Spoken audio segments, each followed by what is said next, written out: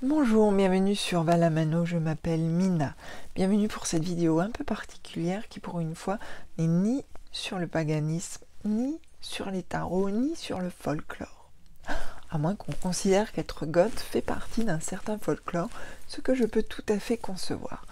Alors, pourquoi cette vidéo qui est un petit peu à part dans le lot? Déjà parce que c'est ma chaîne et je fais ce que je veux, et surtout parce que je voulais introduire une série de petites vidéos que j'ai envie de faire de temps en temps sur les rapports entre goth, puisque je suis quand même relativement lookée, et puis l'ésotérisme, l'occulte, le paganisme, etc.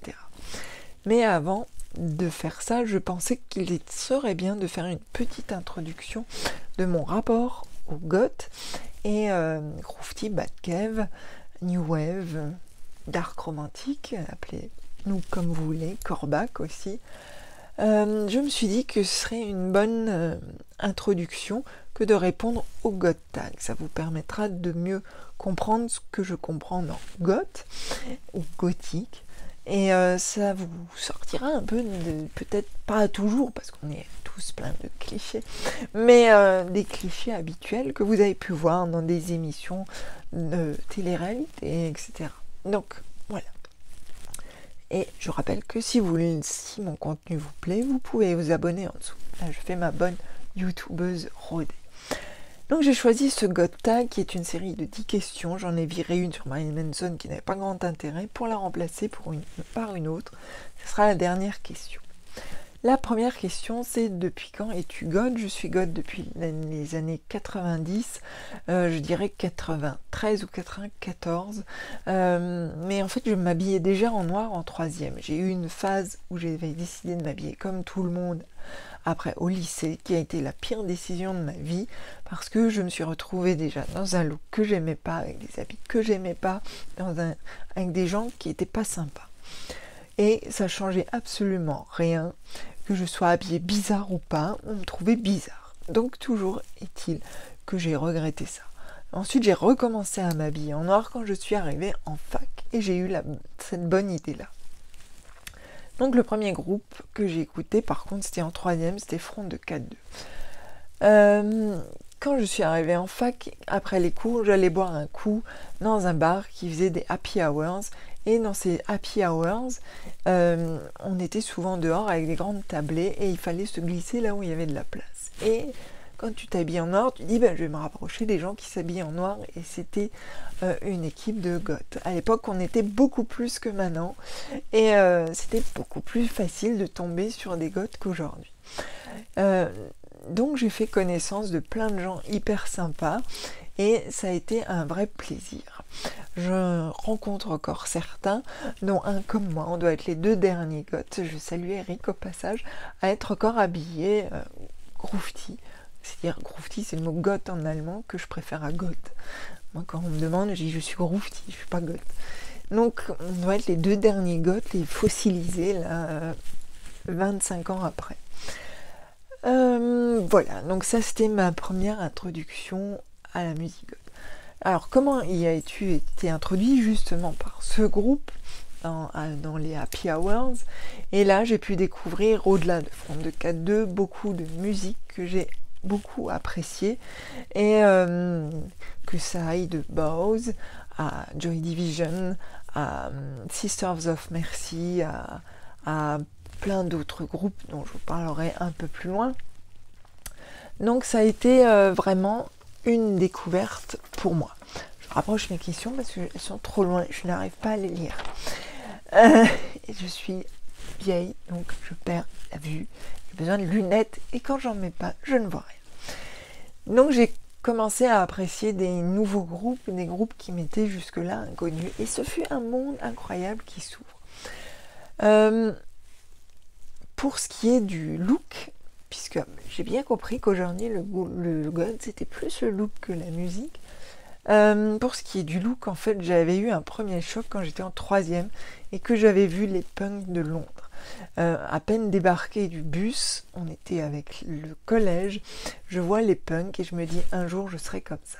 Alors non, j'ai tapé un petit peu à côté puisque je suis devenue goth et pas punk, mais je suis mariée à un vieux punk par contre, qui a perdu sa crête. Ça, c'est l'âge aussi. Donc voilà, tout se retrouve finalement. Je vous expliquerai aussi la différence puisqu'on m'a déjà pris pour une punk. Et non, je ne suis pas une punk, détrompez-vous. Pas du tout, mais du tout. Donc, c'est une erreur de votre part, mais vous êtes pardonné.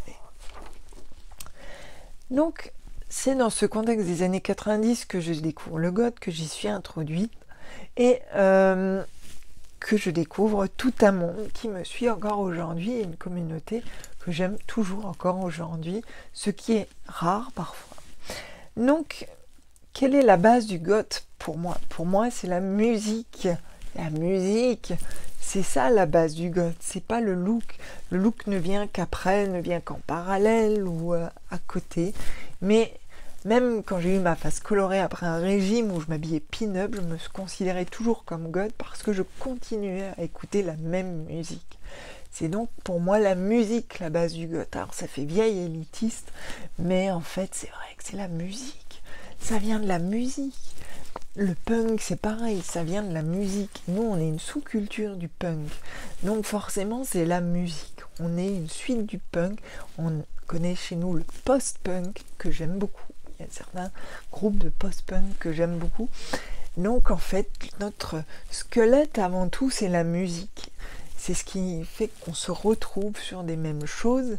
Et c'est au-delà de ça, après, ça sera la littérature, la peinture. J'avoue que je ne suis pas très fan en fait de l'art goth avec les roses, les cimetières et tout ça. Je suis pas très là-dedans. Donc pour moi c'est vraiment la musique avant tout. Et donc même quand je m'habillais coloré, fut un temps jadis quand j'avais fait mon régime, je me suis dit oh tiens je vais m'habiller un petit peu différemment. Ça a duré 2-3 ans où je me suis habillée colorée. C'était ma phase couleur. On a des phases comme ça. Et je me considérais toujours comme une vieille goth. Tout simplement à cause de la musique. Et que j'écoutais, j'étais illustratrice pour du rock-up et j'ai jamais vraiment écouté ce qu'on m'envoyait. C'est pas gentil de le dire, mais je ne comprends rien. C'est pas mon type de musique. Donc je ne peux pas juger d'une musique que je n'écoute pas parce que je n'ai pas en plus l'oreille musicale. Je chante comme une casserole, c'est une horreur. Je ne vous ferai jamais la torture de chanter quelque chose. Donc la 5e question. Qu'est-ce que tu détestes dans le fait d'être goth? Je ne sais pas, rien de particulier. Je ne sais pas si on choisit à un moment un mouvement, une communauté, façon de parler, c'est qu'on y trouve ce qu'on est. Alors ce que je peux détester, c'est peut-être le côté un peu frime de certains goths qui considèrent justement, alors en général c'est ceux qui nous traitent nous, qui parlons de musique, d'élitistes, mais en fait nous on les traite de poseurs. Ce sont les gens qui pensent que parce que tu t'habilles en noir et un peu dark, tu es goth. Donc pour nous les vieux élitistes c'est des poseurs. Donc en fait on se renvoie la balle entre vieilles élitistes et jeunes poseurs. Mais pour moi, voilà, c'est peut-être ça. Parce qu'en général, ce sont du coup des gens qui vont frimer, qui n'ont pas du tout les mêmes centres d'intérêt que les goths, qui se basent, eux, sur la musique, et donc qui sont dans la superficialité du look. Tu t'habilles en noir, et tu es dark et gloomy, et tu fais un peu peur. Et donc c'est dommage parce qu'en général c'est eux qu'on voit du coup dans les émissions et qui t'expliquent ce qu'est le goth. Et là tu es là, non, ce n'est pas parce que tu t'habilles en noir, que tu es allé 3 fois dans un cimetière et que tu mets une croix à l'envers que tu es goth. Non. Donc ce sont des poseurs. Donc c'est peut-être les poseurs que je déteste le plus dans le mouvement goth. Alors la question suivante c'est que je n'arrive pas à m'en lire. Sourcils ou non? Il faut savoir que chez les goths, des fois, on se rase les sourcils. Moi-même, j'ai eu des périodes où j'avais pas de sourcils. Et là, maintenant, je les laisse vivre. Mais pendant...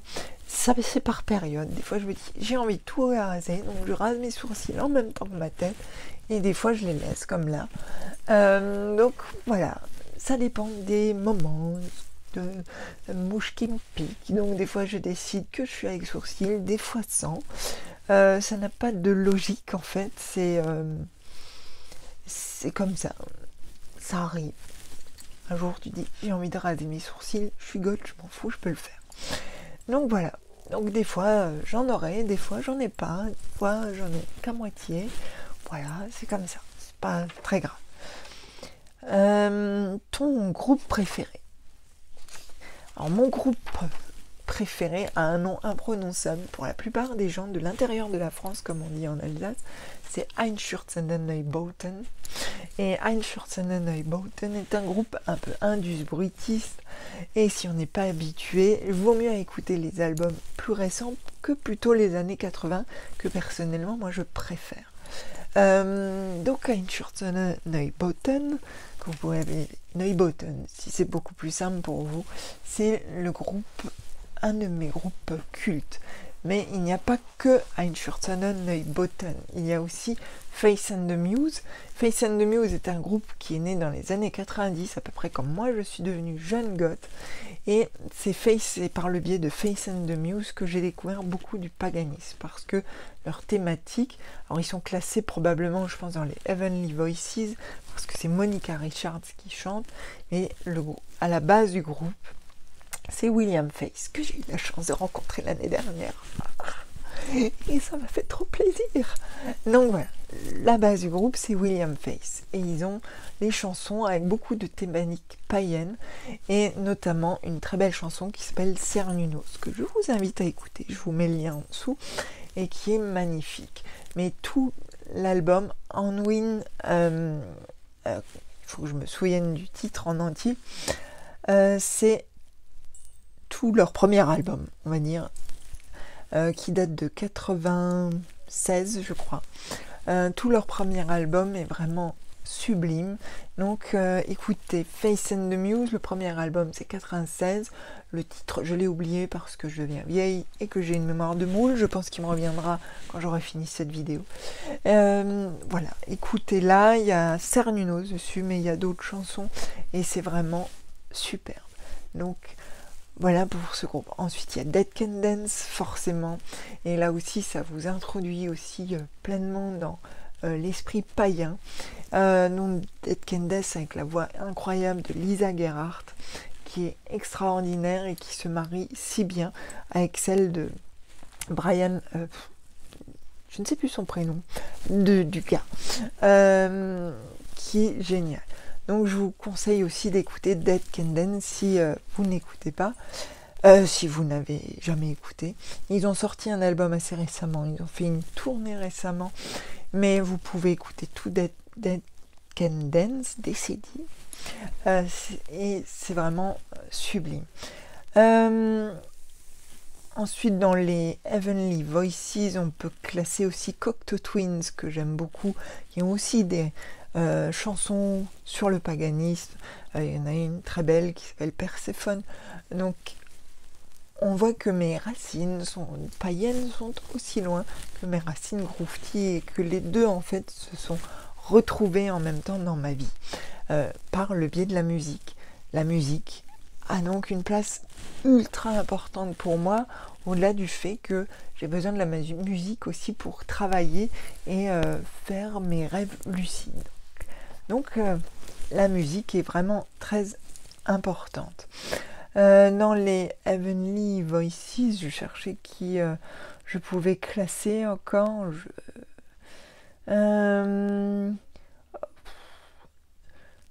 Il y en a sûrement plein qui ne me viennent pas là, mais toutes les musiques avec des voix un peu célestes sont très belles. Donc en tout cas, moi, mes groupes préférés, mon groupe culte, c'est Faith and the Muse. On peut dire Dead Can Dance aussi, qui est un grand classique, certes. Et Einstürzende Neubauten, qui n'est pas très païen pour le coup, qui est très bruitiste. Voilà pour cette... Donc on va arriver à la question, comment c'était quand tu étais jeune goth? Alors moi j'étais jeune goth dans les années 90, et donc j'étais un peu timide. Donc j'ai tout de suite, assez vite intégré en fait une assoce qui s'appelait Death Silence, le silence mort. Et pendant quelques années, on a fait des soirées sur Strasbourg et j'étais la barmaid. Alors déjà à l'époque, on se trompait de gens. Pour moi, on pensait que j'étais un travesti ou une transgenre, alors que non, je suis hélas une fille depuis toujours. Et ça ne me gêne pas en général, sauf quand c'est agressif. Et déjà à l'époque, tu avais quelques petits cons pour te le montrer de façon agressive. Donc ça ne date pas d'aujourd'hui, c'est question de bêtises sur le genre. Et c'est vrai que j'avais des chaussures avec des talons immenses, des chaussures à plateau un peu SM comme ça. Et j'adorais porter ces chaussures qui faisaient de moi quelqu'un d'hyper grand. Je fais déjà 1m82 normalement. Enfin, je me suis tassée avec l'âge, je fais plus qu'1m80 je pense. Et maintenant, à l'époque, je faisais du coup avec ces pompes au moins 2 mètres. Mais au moins, on me faisait pas trop chier derrière le bar. Et derrière le bar, c'était cool parce que moi, je bois pas. Donc, je faisais boire les autres. Voilà, c'est des bons souvenirs comme ça. Toujours est-il que à l'époque, j'étais plutôt timide, donc j'avais une coupe à peu près normale. Là, j'ai la coupe enfin que je rêvais d'avoir depuis longtemps. Et comme je suis artiste maintenant et qu'on s'en fout et que je suis vieille, je peux faire ma coupe à la Anna Varney Cantodea, donc la chanteuse de Sopa Aeternus, que j'aime beaucoup et qui peut être aussi classée dans les Heavenly Voices. Et Anna Varney Cantodea, c'est un des grands mythes chez les grooveties, c'est un grand mystère sur plein de choses, mais que j'aime beaucoup. Et donc elle est coiffée comme moi, ou je suis plutôt coiffée comme elle, et ça fait beaucoup de bien. On a beaucoup moins de brushing à faire le matin. Et plus de franges reloues. Donc quand j'étais jeune, à l'époque il n'y avait pas internet, on fonctionnait par des échanges de cassettes, on se faisait des compiles sur des cassettes, on allait dans des concerts, on faisait des festivals.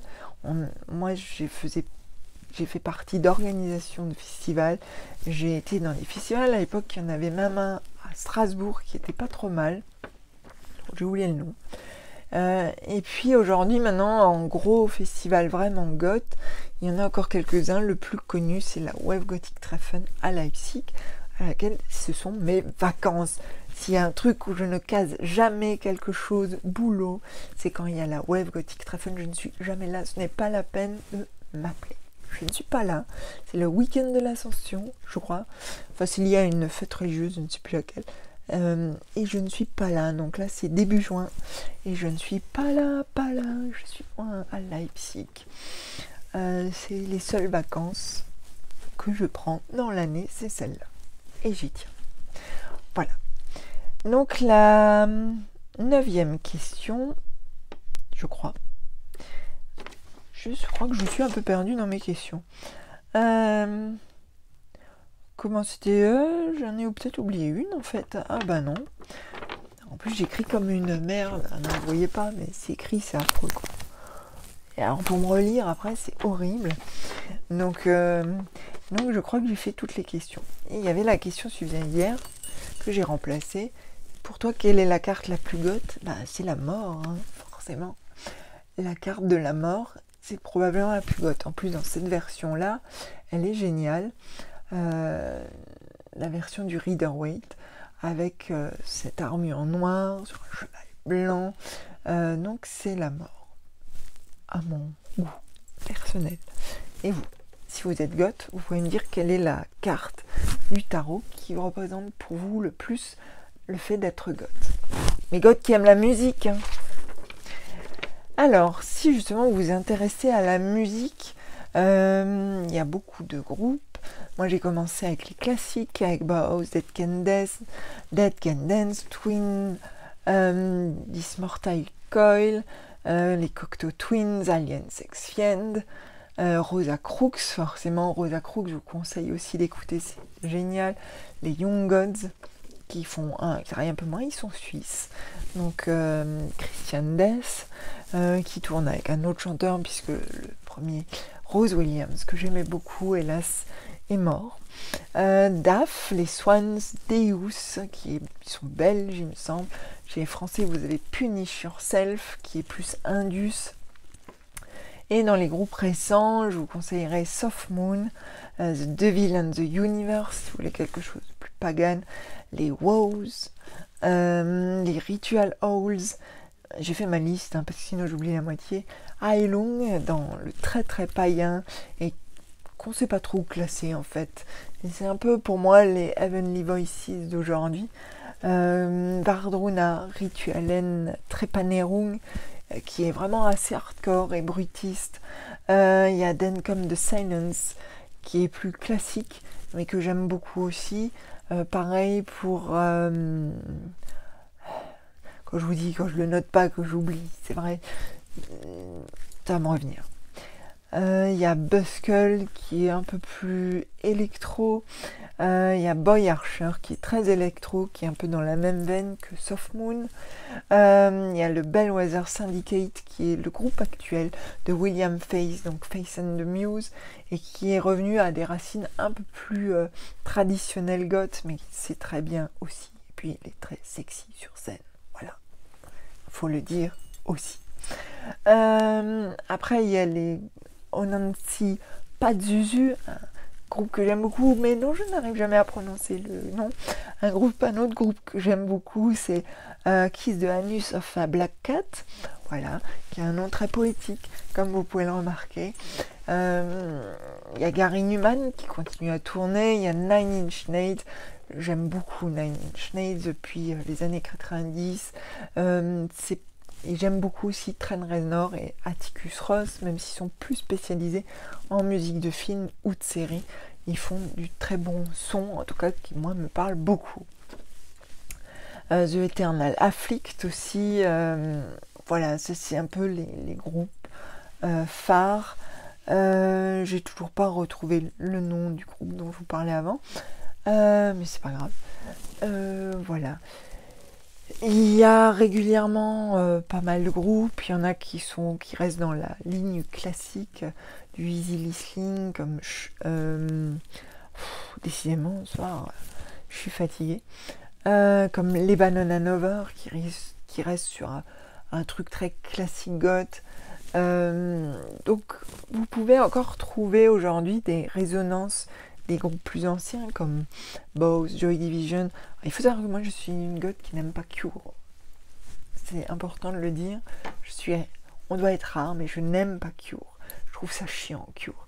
À part certaines chansons des années 80, je trouve ça relativement chiant. Donc je suis désolée pour Cure et pour les curistes. Je comprends que vous aimiez, mais moi ça me parle pas beaucoup. Donc voilà. Donc voilà pour cette petite introduction au goth, à mon rapport au goth.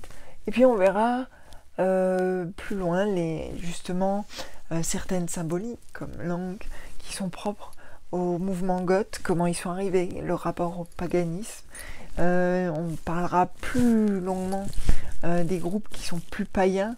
Alors il y en a beaucoup qui sont dans le goth médiéval ou le folk goth. Je ne sais pas comment les classer. Moi, je suis pas fan. Je suis moins fan, en tout cas. Moi, j'aime quand il y a du gros son. Donc, il me faut des tambours, par exemple. Ailung, c'est un gros tambour. Et ça, j'aime bien. J'aime bien quand il y a des basses. J'aime bien quand c'est des voix sourdes et sombres.